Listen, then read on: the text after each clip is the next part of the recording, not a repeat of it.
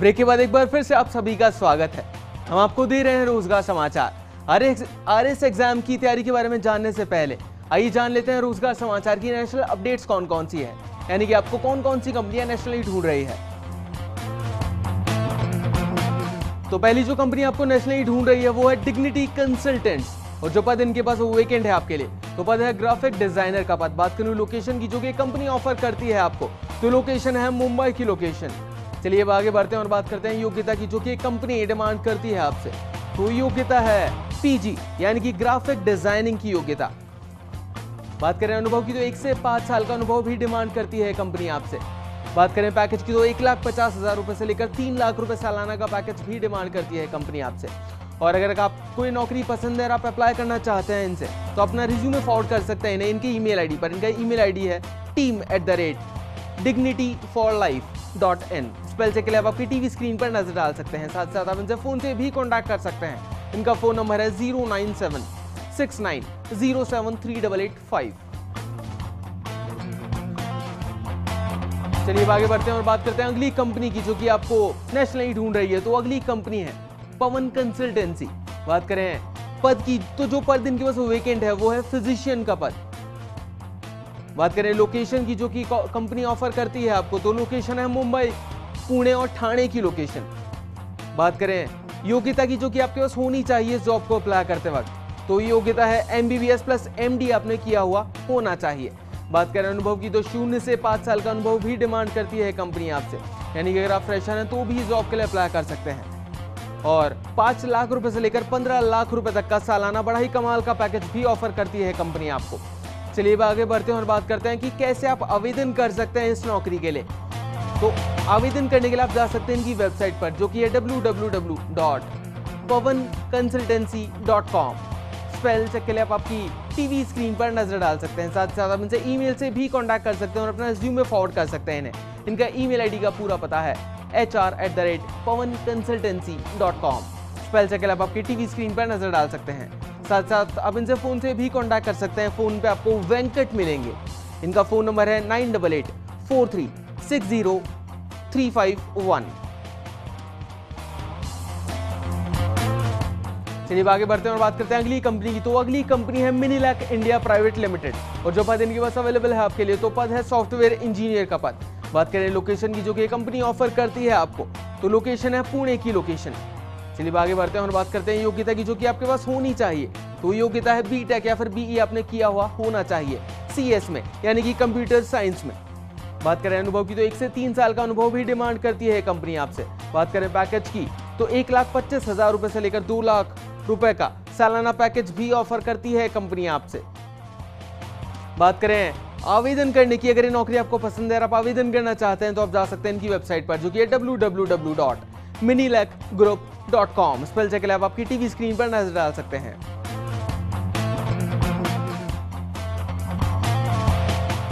चलिए अब देखते हैं रोजगार समाचार इंटरनेशनल में पहली कौन सी वो जॉब है जो आपका इंतजार कर रही है।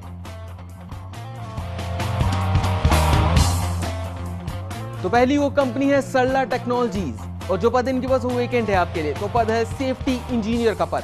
बात करें लोकेशन की, जो कि कंपनी ऑफर करती है आपको, तो लोकेशन है यूनाइटेड किंगडम की, यानी कि UK की। बात करें योग्यता की, जो कि कंपनी ऑफर करती है आपसे, यानी कि डिमांड करती है आपसे, तो योग्यता है MTech, यानी कि अपने मास्टर्स इन टेक्नोलॉजी आपने किया हुआ होना चाहिए।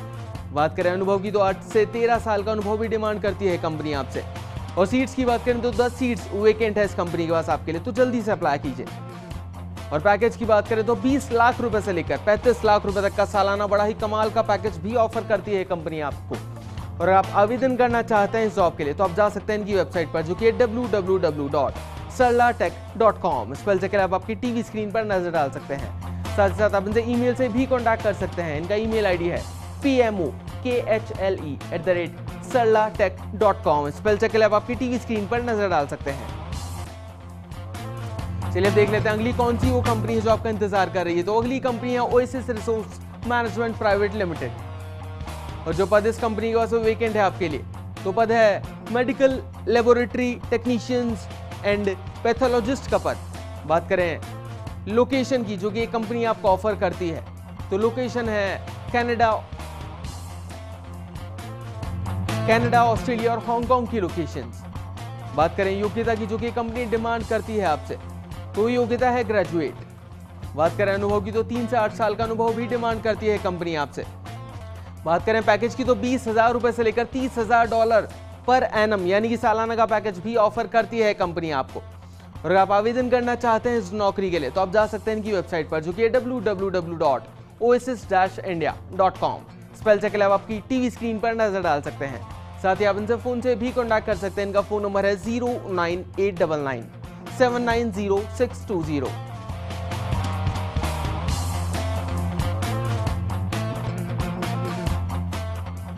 यदि आपका सपना है प्रशासनिक पद पर कार्य करने का और आप जुटे हैं आरएस एग्जाम की तैयारी में, तो चलिए आपकी मुलाकात करवाते हैं एसएमएस कोचिंग के ट्यूटर विकास सिंह से और जानते हैं आरएस एग्जाम में सफलता पाने का मंत्र।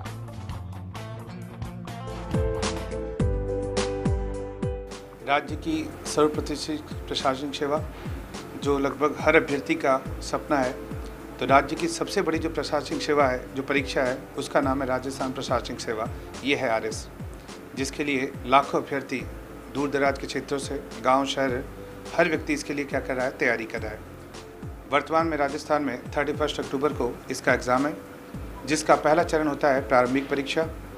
इसके अंतर्गत इतिहास, भूगोल, संविधान तथा राज्य व्यवस्था, विज्ञान तथा तकनीकी, मैथ्स, रीजनिंग तथा अर्थशास्त्र, इन सभी क्षेत्रों से मिलकर साथ के साथ समसामयिकी या करंट अफेयर से क्वेश्चन रहते हैं। इसके लिए सबसे पहले तो अगर कोई भी छात्र जो तैयारी करना चाहता है, इसकी शुरुआत करें एनसीईआरटी बुक्स के माध्यम से। वो 6 से लेकर 10 तक की सारी एनसीईआरटी पुस्तकें, विशेषकर सामाजिक विज्ञान की इनका अध्ययन करें। फिर इसके पश्चात अच्छी पुस्तकों का अध्ययन करें, जैसे इतिहास में विपिन चंद्रा की हो गई, यशपाल एन ग्रोवर की हो गई। संविधान तथा राज्य व्यवस्था में डॉक्टर विकास सिंह की तथा एम लक्ष्मीकांत की पुस्तक हो गई। इसी तरह से ज्योग्राफी में डॉक्टर महेश बर्णवाल की पुस्तक हो गई। इकोनॉमिक्स में लाल एन लाल की पुस्तक हो गई। साइंस एंड टेक्नोलॉजी में डॉक्टर आरपी गोयल की किताब हो गई।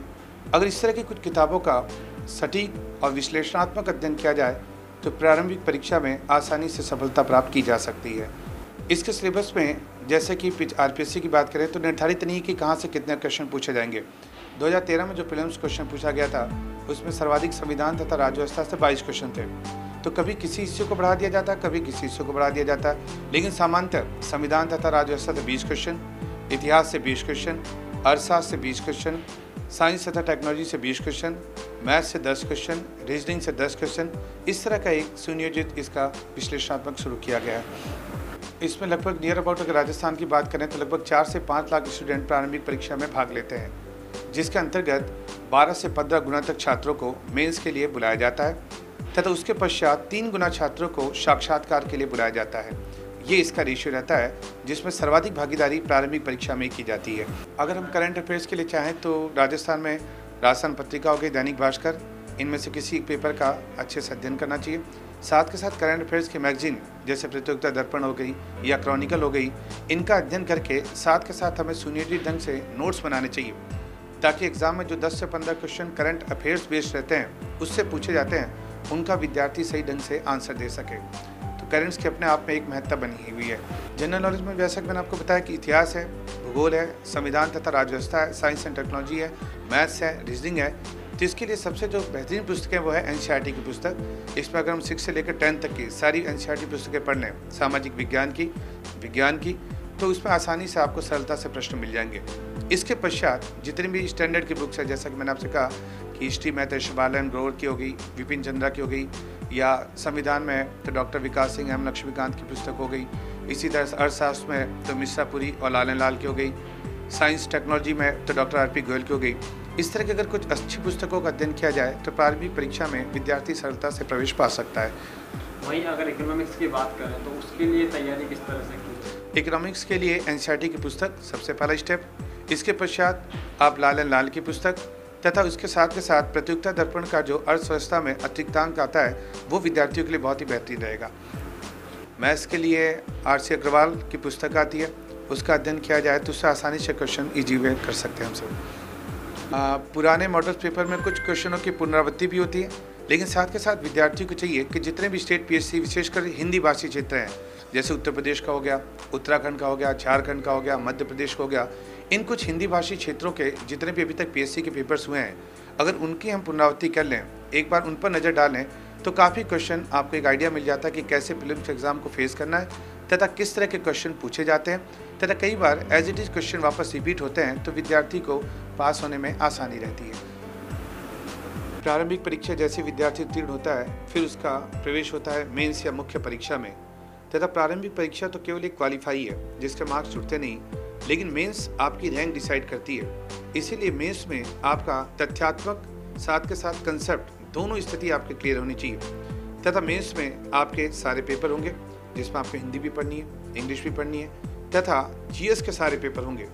अगर आप मेंस उत्तीर्ण कर लेते हैं तो इंटरव्यू या साक्षात्कार मात्र 100 नंबर का है तथा उसके उत्तीर्ण करने के बाद जो एक विद्यार्थी की परिकल्पना है, स्वप्न है, मनोकामना है, वो पूर्ण होते नजर आती है, क्योंकि जो प्राचीन समय में जो स्थिति राजा की होती थी वही स्थिति वर्तमान में प्रशासनिक सेवा की है। अगर आप कल को एसडीएम या जिलाधिकारी बनते हैं तो एक जिले का राजा जिलाधिकारी कहलाता है। उन सारे सपनों की पूर्ति आप राजस्थान प्रशासनिक सेवा के माध्यम से ही कर सकते हैं। तो दर्शकों, आज के इस रोजगार समाचार में इतना ही। उम्मीद है कि हमारा शो आपको किसी न किसी तरह की जानकारी देने में जरूर सफल रहा होगा। अगर आप भी अपनी कंपनी के लिए कोई एम्प्लॉय ढूंढ रहे हैं और आप चाहते हैं कि हम उस नौकरी की वैकेंसी को हमारे शो में फ्री ऑफ कॉस्ट एडवर्टाइज करें, तो आप आपकी जॉब प्रोफाइल की पूरी डिटेल्स हमें हमारे ईमेल आईडी पर भेज सकते हैं। हमारा ईमेल आईडी है rozgarfirst@firstindianews.com।